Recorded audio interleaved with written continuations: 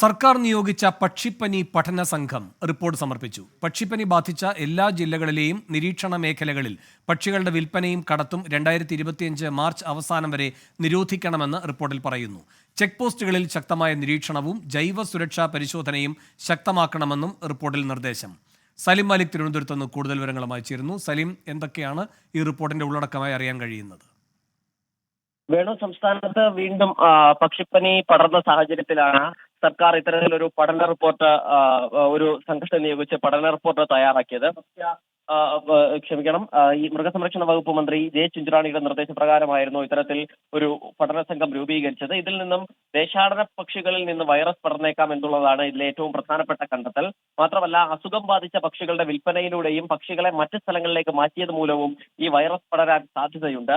മാത്രമല്ല, പക്ഷിപ്പനി ബാധിച്ചു മരിച്ച പക്ഷികളുടെ അവശിഷ്ടങ്ങളും തീറ്റയും കാഷ്ടവും ഉൾപ്പെടെ ശാസ്ത്രീയമായി സംസ്കരിക്കാത്തതും പ്രധാന കാരണമാണ്.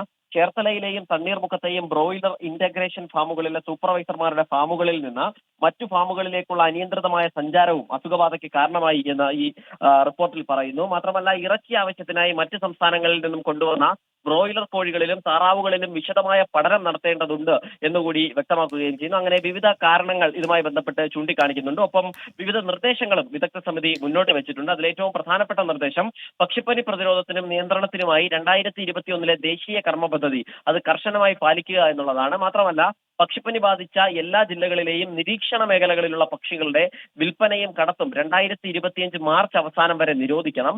മാത്രമല്ല, സംസ്ഥാനത്തെ എല്ലാ ജില്ലകളിൽ നിന്നും 3 മാസത്തിലൊരിക്കൽ സാമ്പിളുകൾ ശേഖരിച്ച് പരിശോധന നടത്തണമെന്നും ഈ റിപ്പോർട്ടിൽ പറയുന്നു.